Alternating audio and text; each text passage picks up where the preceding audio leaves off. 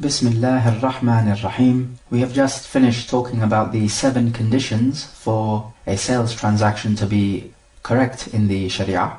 Let us now move on to talking about another issue, which is when a sales transaction is conducted, part of it is correct and the other part is incorrect in the Sharia. How do we deal with a situation like this? Let's take some examples. Somebody sells to the buyer an item which is known and an item which is unknown, and it's impossible to know what this item is. And he sells both of these products for one price. So item A is known and item B is unknown. He sells item A and B for one price. So clearly part of this transaction is halal and the other part is haram because the product is unknown. A person says, I will sell you this camel and the unborn baby of another camel for 1,000 dirham. Now we have 2 items here. The camel, which is known, and the unborn baby of another camel. Clearly this is unknown and it is impossible to know what this camel is. So this unborn camel is unknown, hence it is not permissible to sell it.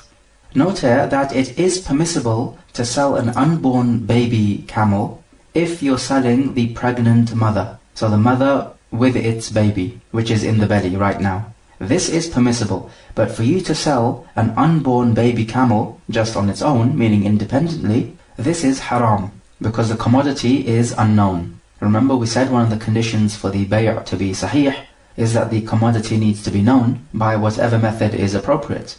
So if you're selling a camel who is pregnant with its child, then this is permissible, because the child follows underneath the mother. But to sell this baby independently is impermissible. But in our example, we're saying that he's selling a camel with the unborn baby of another camel. So this unborn baby now is not in following with its mother because you're not selling the mother. So notice this difference. So in this case here, we are selling a known item and an unknown item for one fixed price. And this therefore includes a halal aspect of the trade and a haram aspect. Because it is haram to sell an unborn baby camel independently. Or we could have another example. A person sells a car which is present right now and another car which is not present, and he sells both of these for £10,000. So one car is known and the other car is unknown. But it is possible to gain knowledge of this car which is not present. So now we have a case where selling the known car is correct, but selling the unknown car is incorrect. Remember, the price of both of these cars sold together is £10,000. So in this case, what we would do is that we look at the known car and how much is this car worth on its own. Let's say this car on its own is worth £10,000. And the unknown car, how much is that worth? We find that the unknown car is worth on its own £5,000. So we look at the ratio, the known car to the unknown car, so that's £10,000 to £5,000, giving us a ratio of 2 to 1. So in the ratio of 2 to 1, the known car is worth 2/3 of the price, and the unknown car is therefore worth 1/3 of the price. Because with a ratio 2 to 1, we have 3 parts. 2 plus 1 equals to 3. How much of these 3 parts are for the known car? 2 parts, of course. And how many for the unknown car? 1 part. Remember, the ratio was 2 to 1. Therefore, the known car is worth 2/3 of the price. So we know that both of these cars were being sold for £10,000. Therefore, in our case now, the unknown car will not be sold, and the known car will be sold for 2/3 of £10,000, which is £6,666.67. So the point is we reduce the total price, which was 10,000, by way of ratio. But what about our camel example? The problem with the camel example is that the unborn baby in the belly of the other camel, it is impossible to gain any knowledge of this baby. It hasn't been born yet. But with the car example, it was possible to gain knowledge of the unknown car, and hence we could find its price. So with the camel example now, the whole trade would be fasid, or completely corrupt, because it is impossible to gain knowledge of the unknown item, as opposed to the car example, in which case it was possible to gain knowledge of the unknown item. The way around this would be to estimate a value for each of the items. So you would have a value for the camel which you're selling, and you would estimate a value for the baby camel which has not been born, which is in the belly of the second camel. So if you have a value for both items, then you can reduce from the original price just in the same way as we did with the car example. So you would have to use the ratio. But note that in both of these examples, the 2 items which are sold are 2 separate items. We have a second scenario in which you have to split up the contract, and the reason why we split up the contract is because part of the contract is incorrect and part of the contract is correct. So the second scenario is if the item is one and the same and it is shared. So let's say two people own a car. It's a shared ownership, and one of the sharers wants to sell this whole car to another person, to the buyer. So in this case, the share of the car of the seller is correct to be sold, but as for the other person who owns a share of this car, if he does not agree to the sale, then his share of the car cannot be sold, obviously. So in this case now, if he is selling the car for £1,000, then if the one selling owns half of the car and the other person owns half of the car, then the car will not be sold for £1,000 anymore, because the ratio of ownership is 1:1, as they own a half each. So actually the car will be sold for £500, because this person can only sell his share. He cannot sell any more than his own share, because the other half of the share belongs to his partner. So the new buyer now will own half of the car. What if the buyer finds out that only half of the car has been sold to him, so he only owns half of the car because there is a shariah in the ownership? Does he have a choice to revoke the transaction? We say yes, if he wants to, and if it will harm him to only own half the car, then it is permissible for him to revoke the sales contract if he did not know that he was being sold half of the ownership of the car. If he knew, then he does not have the right to revoke the action, because he entered into this sales contract upon insight, and he knew what he was getting himself into. And a sales contract is a binding contract. This is important to note. So when you enter into it, you cannot revoke it unless the other person permits. But if he does not permit, then you're stuck. You have no choice. And you have to go along with it, because a sales contract is binding on both parties. And if people just started to annul the sales contract whenever and however they wanted, then this will clearly cause harm on the other party. What about if you have a single item but which can be split up? Because in our car example, the car cannot be split up into half, obviously. But let's say if two people own 2 sa of wheat and they have an equal share in this, and one person wants to sell this 2 sa of wheat, we can say that if they have an equal share in this, so the ratio is 1:1, then this is easy to split up, because you just take the 2 sa and you split it up, and he will sell 1 sa of the wheat and the other sa will remain with his partner. So this is simple enough because it can be split up. As for the car, you can obviously not split it up. And we also have a third example. A person sells his servant and the servant of another person. So here one person is selling 2 items, one which he owns and another one which he does not own. So part of this contract is correct and the other part is clearly incorrect. So he's selling 2 items which are 2 separate independent items. They are not shared items as in the second scenario. It's similar to if he was to sell his car and the car of someone else. You're not allowed to sell somebody else's car without their permission. So the contract is correct with respects to what he owns, but is incorrect with respects to what he does not own.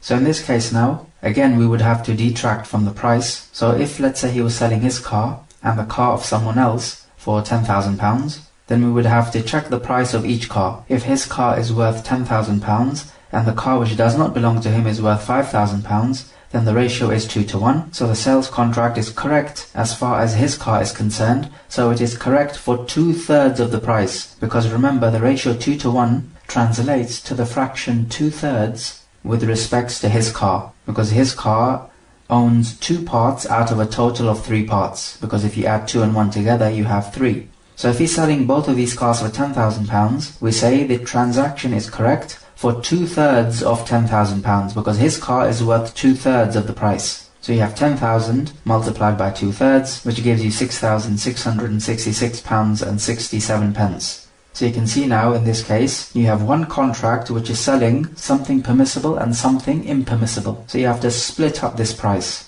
and remove the haram aspect of the price, and you keep the halal aspect of the price. And note here that in all of these 3 scenarios in which you split the price up due to a haram element, then if the buyer did not know that there is a haram element in this contract and that the price is going to be cut, then he does have a choice to revoke the transaction if he feels that it will harm him. Such as in our car example which we gave, But if he knew what he was getting himself into, then he does not have the right to revoke the sales transaction, as the sales transaction is binding.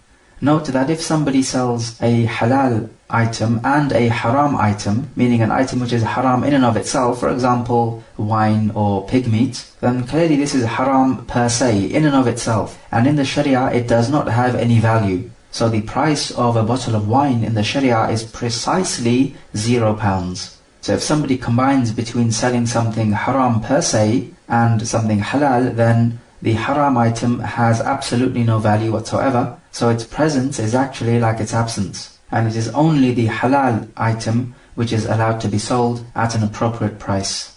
The ahadith which come up first in this book are those ahadith pertaining to the sales transactions which are not allowed. A sales transaction can only be correct if the conditions for the sales transaction are met, and we mentioned 7 of them. And also, in addition to this, there must be nothing preventing the transaction from being correct.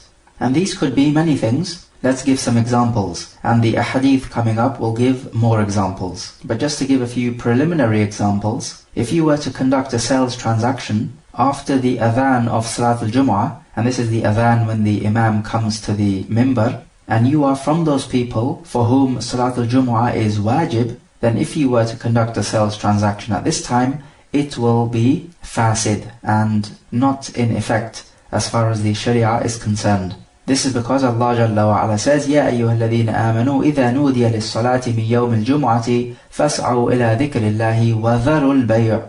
O you who believe, when the adhan for Salatul Jumu'ah is called, then hasten to the remembrance of Allah, and this is the khutbah, and leave off your trade. A clear order is given to leave off trade. So now if you directly oppose this order and carry out the trade, then we say, whoever does an action not in accordance with this matter of ours will be rejected. So this transaction now is rejected and is not effective. However, if you are someone for whom Salatul Jumu'ah is not wajib, then your trade transaction is correct. So a woman is allowed to trade after the adhan when the Imam comes to the mimbar. Likewise, a child is as well. Or for example, an ill person. Note this rule also applies to buying. So if you are somebody for whom Salatul Jumu'ah is wajib and you buy something after this adhan, then this buying of yours is impermissible and it must be returned. Because at that time which you were buying, what was wajib upon you was to leave the trade transaction. And you disobeyed Allah Jalla wa Ala directly.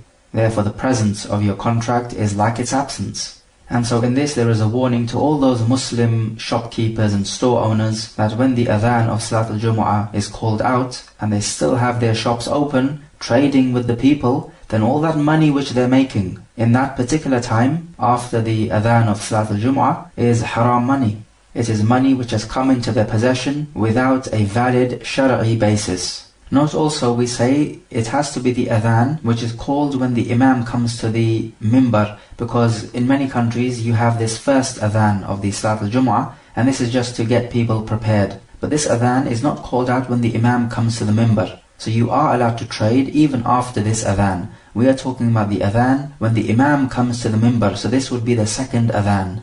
Otherwise, at the time of the Prophet, they only had one adhan, and this was called out when the Imam came to the mimbar. Thereafter the Imam would give the khutbah, and then afterwards there would be the iqamah and the prayer would be established.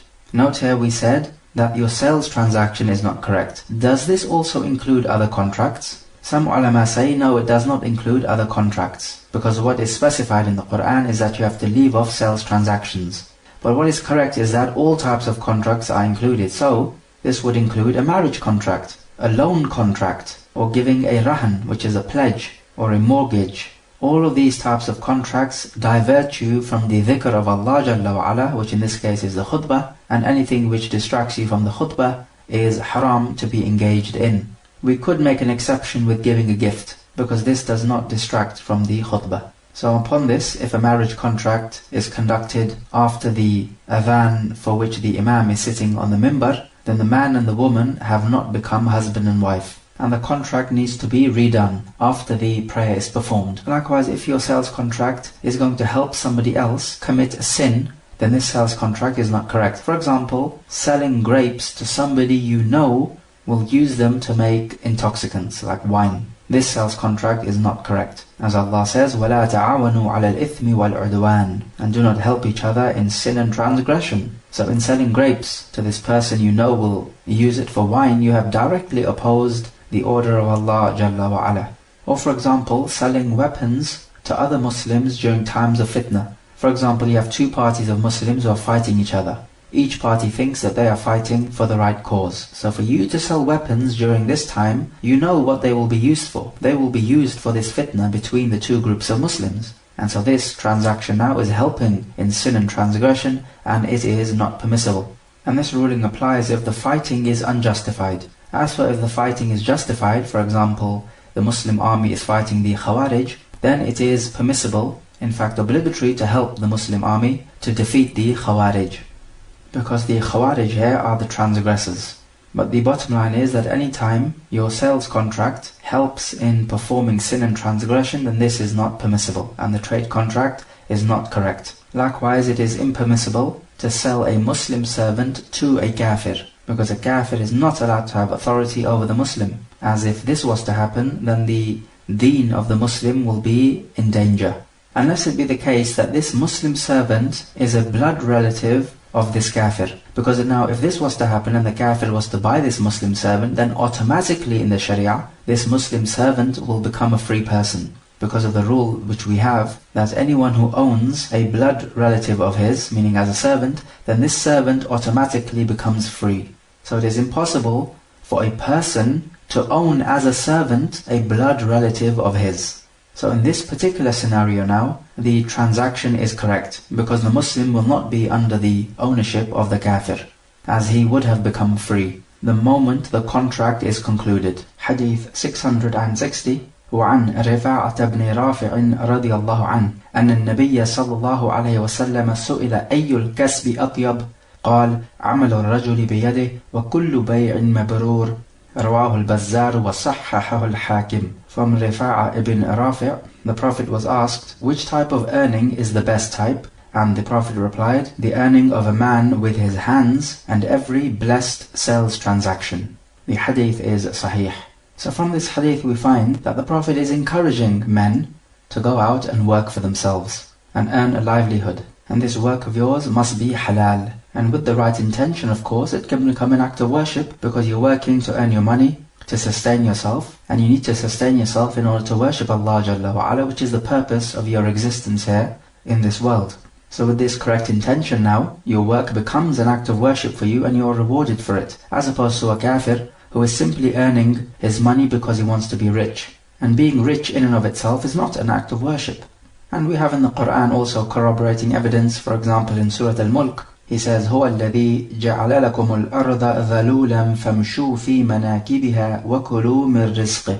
He is the one who has made the earth subservient to you, so walk throughout the land and eat from his rizq.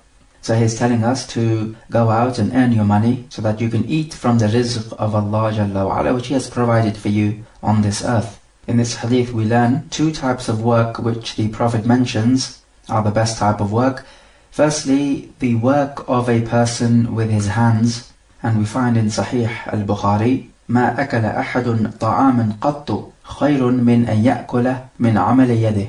One of you has never eaten food which is better than that which is earned from the work of his own hands. This is because when you work with your own hands, then it is all your effort which you're putting in, and there is no doubt as to whether this work is halal or not.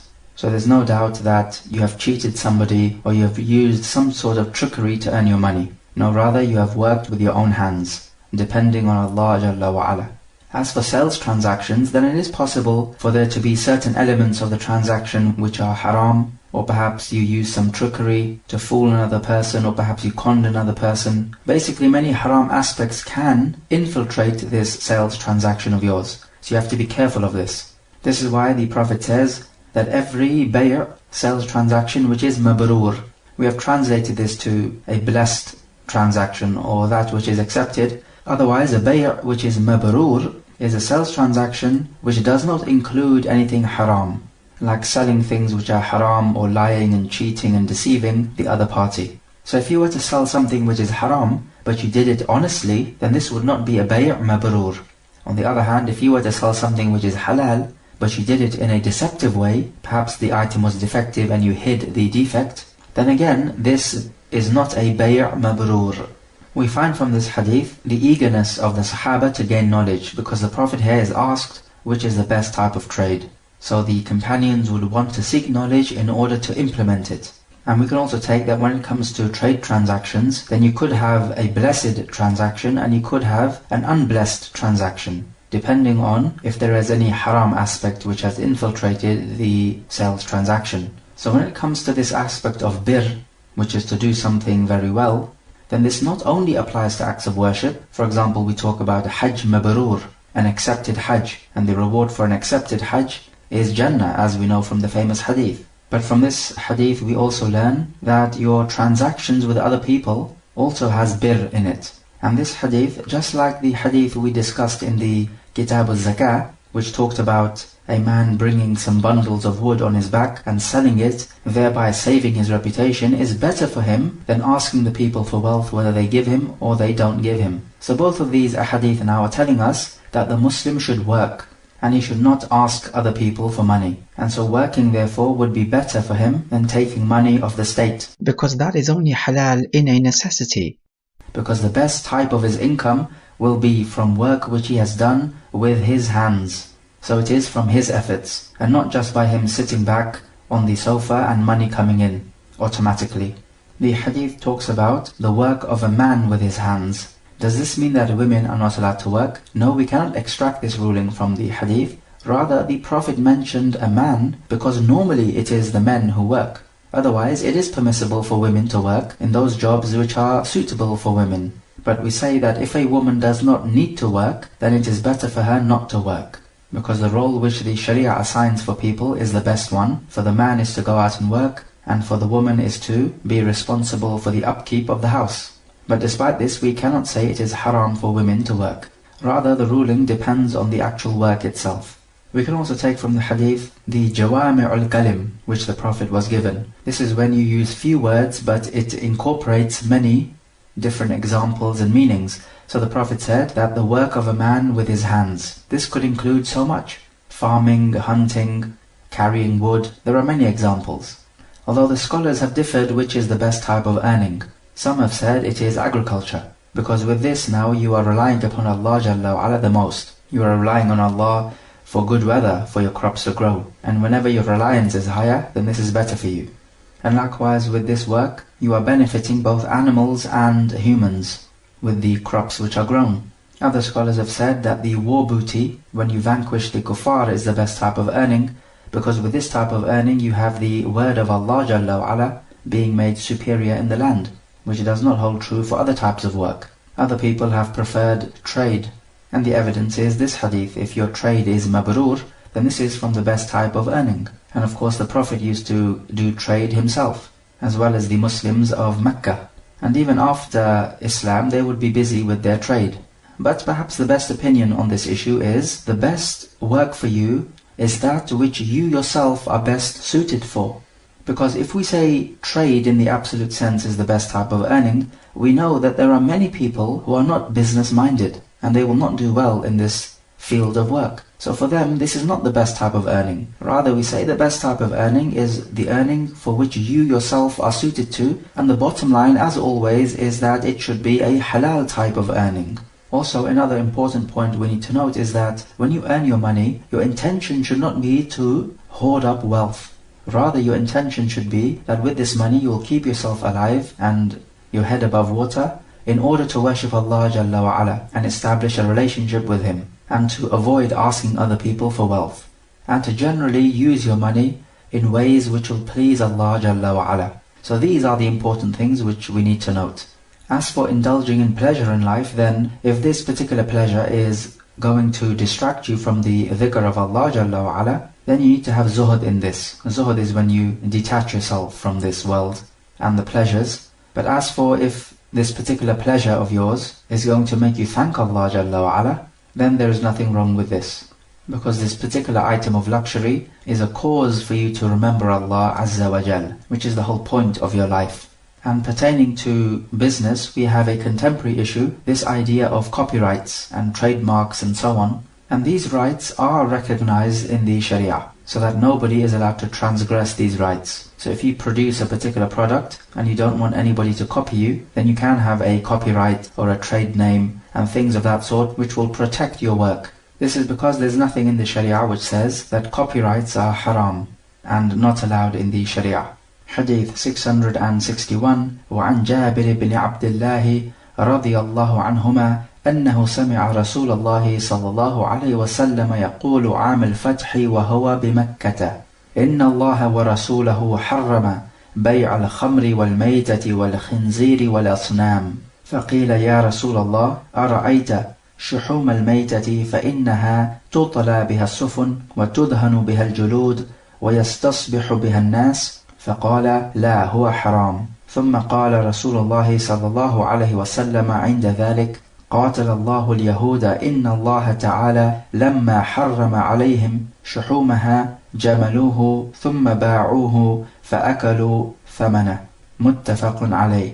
From Jabir ibn Abdullah, he says that he heard the Prophet say in the year of the conquest of Mecca, whilst the Prophet was in the city of Mecca, he said, verily Allah and His Messenger have made haram the sale of intoxicants, dead meat, pig, and idols. So it was said, O Messenger of Allah, inform us about the fat of the dead meat, because the ships are painted with it, and the skins are oiled with it, and people need this fat for their lanterns. But the Prophet replied, no, it is haram. Then the Prophet said, may Allah curse the Yahud. Verily, when Allah Ta'ala made haram the fat of the dead meat, they melted the fat and then sold it and consumed its price. Muttafaqun alayh.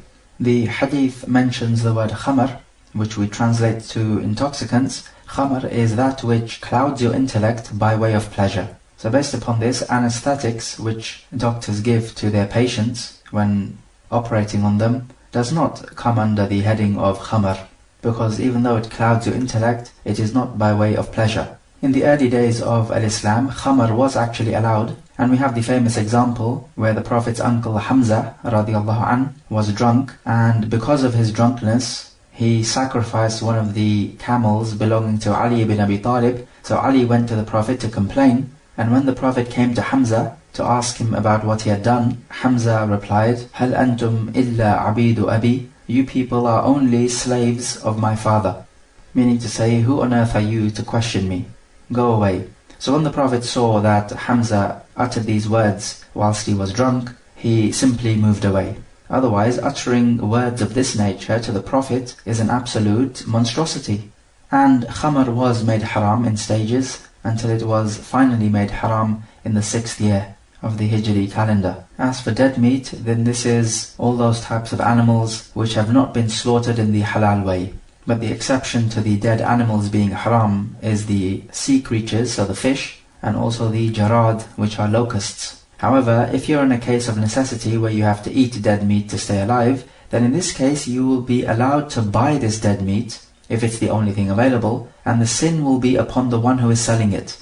The hadith mentions asnam. These are statues which are carved out in the shape of a human or an animal, and this is worshipped by idolaters. As for khinzir, this is the pig, the well-known animal. The scholars say that this pig does not have any ghairah or a protective jealousy. Normally a man will have ghairah over his womenfolk in that he does not want other men, non-mahram of course, looking at his womenfolk and chatting to them in an overly friendly way. He will have this protective jealousy about them, and this is something common which you find in practicing Muslim males, and it is a noble, praiseworthy quality. Unlike the kuffar, who not only do they not mind other men looking at their women and wanting to be friendly with them, they probably deem it to be quite an honor, because it shows them that they have a pretty wife, which other men desire, and this will be like a badge of honor for them. But the point is that when a person is upon kufr and upon misguidance, then anything else which emanates from this really should not surprise us. But the point is that you are what you eat. So if the pig does not have any ghairah and is a shameless creature, then you're going to act shameless if you're eating a pig. And this is something which we can observe with all these kuffar, in that they are all shameless people. And in fact nowadays we find, especially in the West, shamelessness is actually quite normal. You will find that as far as the kuffar are concerned, there's nothing wrong at all with stripping down naked in public for a charity event. So this level of shamelessness has to be a combination of kufr, societal pressure, whispers from shaitan, all backed up with plenty of pork pies. And then let's not forget the alcohol to drown it all down with. So if we look at these 4 items which are made haram to be sold, we find that the Sharia is protecting our intellect by making khamr forbidden, and it's protecting our physical body by making the dead meat forbidden, because dead meat is not healthy, as the impure blood has not been drained out properly.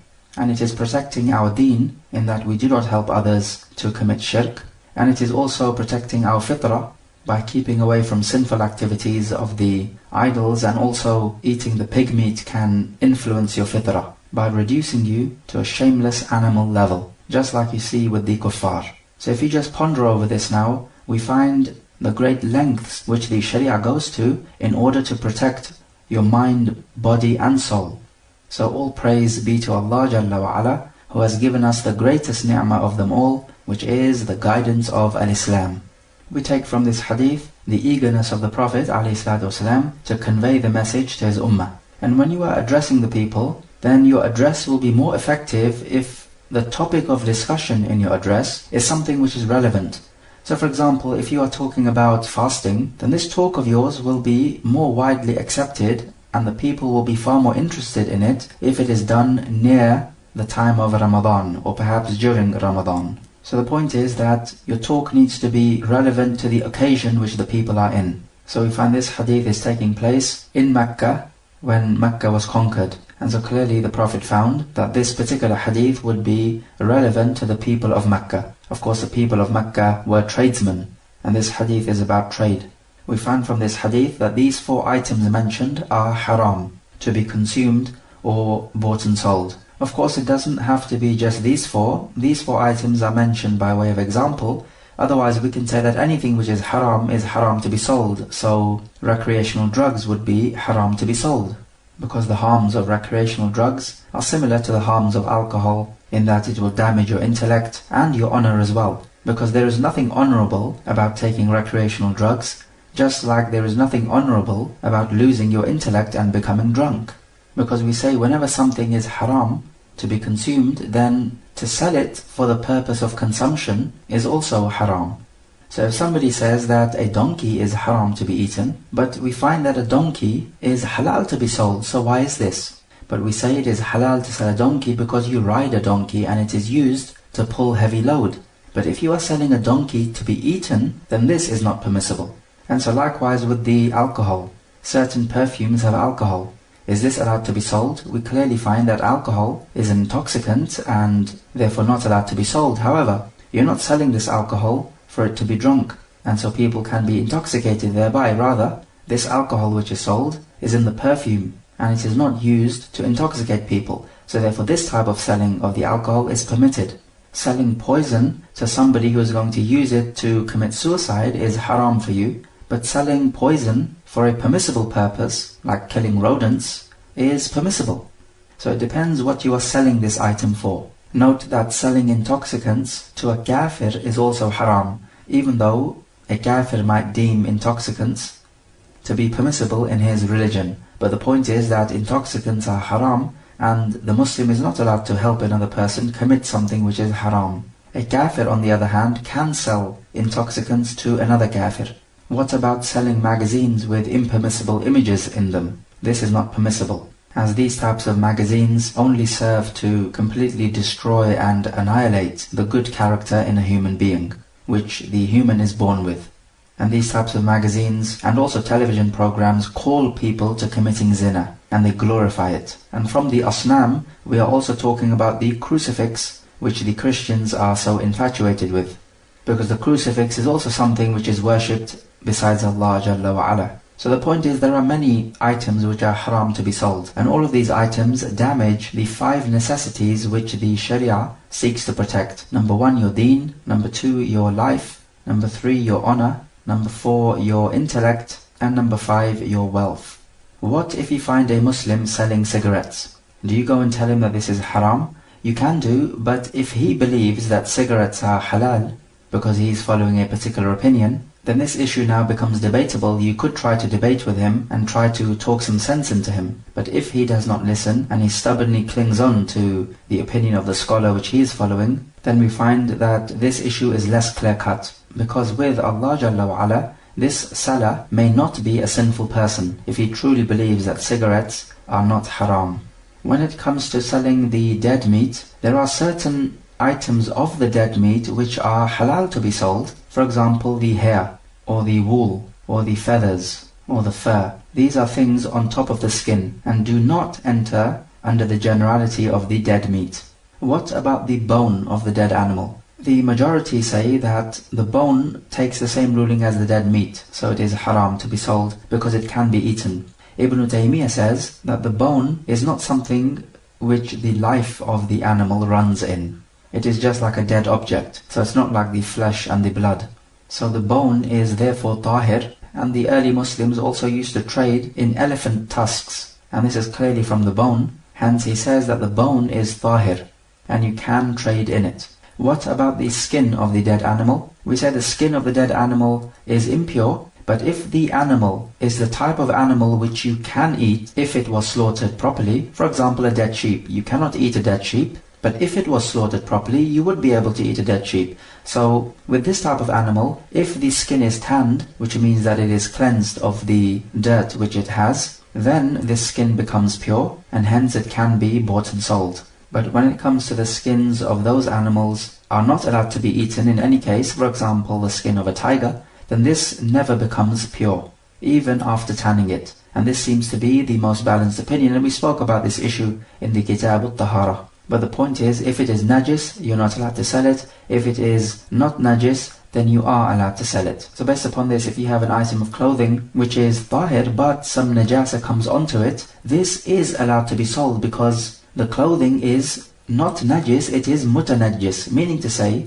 that originally it is tahir, but it has some najasa which has come upon it. But after cleaning it, it will become tahir again. As for something which is najis, it is impure in and of itself. It does not have any external impurity which has come upon it. So the clothing which is mutanajjis is allowed to be sold. But as for the skin, it can only be sold after the dibagh, which is tanning. Are you allowed to sell the skin, which is impure, to a buyer who tells you that he will tan it after he buys it?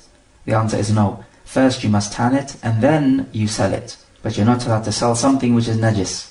The dead meat is haram because of the flowing blood, which has not been properly drained out. So this is what makes it najis. Therefore we say that the flowing blood is also haram to be sold. If you have to donate blood yourself in a blood bank so that somebody else could make use of it out of a necessity, then you can do this because this is the case of necessity now. However, you're not allowed to sell it because this is the sort of thing which should be given for free and not sold. Is selling musical instruments halal? The answer is because playing musical instruments is haram, then selling it also is haram for the one who is going to play it. And this is similar to selling idols because all of these things, musical instruments and idols, distract you from the worship of Allah Jalla wa Ala.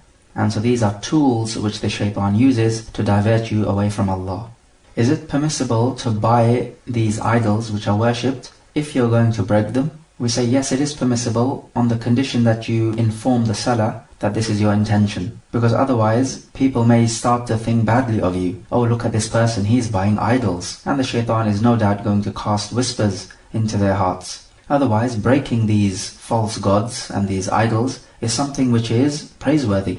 Also, when it comes to books which are propagating deviant ideas, then these are haram to be bought and sold. But you are allowed to buy these books if you are of a certain level of knowledge and you're going to study these books in order to refute them, then there is no problem in buying these books. Because now this is done for a permissible and even a recommended purpose. Whereas if you're going to buy these books in order to learn from them and take from them, then of course this is haram. The companions mention the fat of the dead animals. Fair enough, the dead animals are not allowed to be sold, but what about their fat? Because their fat can be made use of. And they mention some of these uses in this hadith. The Prophet says that selling the fat of these animals is haram. However, he acknowledged the fact that you can use this najis item, which is the fat of the animals, for these purposes. Therefore, we say that you are allowed to use items which are najis for those purposes which are permissible in the sharia, such as the ones given in this hadith. However, selling it is not permissible because it is najis. And upon this, Ibn al-Qayyim rahimahullah says that when it comes to taking benefit from items, then this is much more flexible than when it comes to selling these items. So there are certain items which you are allowed to take benefit from, but you're not allowed to sell. And items which are najis are of this kind. And when it comes to items which you can sell, then it naturally follows that you are allowed to take benefit from them. So the sphere of taking benefit is broader than the sphere of selling. And when the Prophet said, La huwa haram, no, it is haram, the Prophet is talking about selling the fat of the dead animals is haram. He does not mean that making use of the fat of these dead animals is haram. So notice this critical difference. The Prophet gives the example of the Yahud. We know the Yahud to be people who like to take ring roads around the shariah. And this is an example. The fat of the dead animals was haram for them to sell. So instead of selling the fat, they melted the fat so that it can no longer be called the fat of the dead animal. And it does not look like the fat of the dead animal. Then after melting it, they sold it, thinking that technically they haven't actually sold the fat of the dead animal. Rather, what they have sold is the liquid. So look how they're trying to play with the sharia. And the Prophet warned us in an authentic hadith, لا ترتكبوا ما ارتكبت اليهود فتستحلوا محارم الله تعالى بأدنى الحيل. Do not commit what the Yahud committed, for in that case you will make halal what Allah has made haram by using even the simplest form of stratagem. So we say then that anyone who tries to play with the sharia by making halal what Allah has made haram, then he has a resemblance with the Yahud. The Yahud, of course, being the مَغْضُوبِ عَلَيْهِمْ, the ones whom Allah is angry with. Allah says about the Yahud in Surah Al-Ma'idah, ayah 13, فَبِمَا نَقْضِهِمْ مِيثَاقَهُمْ لَعَنَّاهُمْ وَجَعَلْنَا قُلُوبَهُمْ قَاسِيَةً يُحَرِّفُونَ الْكَلِمَ عَنْ مَوَاضِعِهِ وَنَسُوا حَظًّا مِمَّا ذُكِّرُوا بِهِ وَلَا تَزَالُ تَطَّلِعُ عَلَى خَائِنَةٍ مِّنْهُمْ إِلَّا قَلِيلًا مِّنْهُمْ فَاعْفُ عَنْهُمْ وَاصْفَحْ إِنَّ اللَّهَ يُحِبُّ الْمُحْسِنِينَ. So because of their breach of the covenant, we cursed them and made their hearts grow hard. They changed the words from their rightful places, meaning the words of Allah, and abandoned a good part of the message that was sent to them. And you will not cease to discover deceit in them, except a few of them. But forgive them and overlook their faults. Verily Allah loves those who do good. So those Muslims who are seeking a strategy to get around the laws of Allah Jalla wa Ala need to be aware that their hearts will also turn hard, and they will forget much of what Allah has revealed. Just like what happened with the Yahud, and you will not find in the Sunnah of Allah Jalla wa Ala any change nor alteration. And we also learn that just changing the name of a substance does not make the ruling any different. So you could be drinking an intoxicant, it doesn't matter whether you call it khamr or a spiritual drink or whatever, it's the essence which matters. So watch out for people calling the same thing with a different name in order to assign a different ruling to it. Don't be fooled by this. Always look at the essence of a substance or an idea, not the title which is attached to it. Let us take some review questions at this stage. So question number 1. Give the most appropriate answer to the question, what is the best type of earning? Question number 2. We gave 3 examples of what we call tafriq al-safaqah, when you split the transaction because one part of it is halal and the other is haram. Recall these 3 examples. Question number 3. We took from Hadith 661 that making use of najis things is permissible. But explain how the ruling is extracted from that hadith, meaning explain the rationale behind it.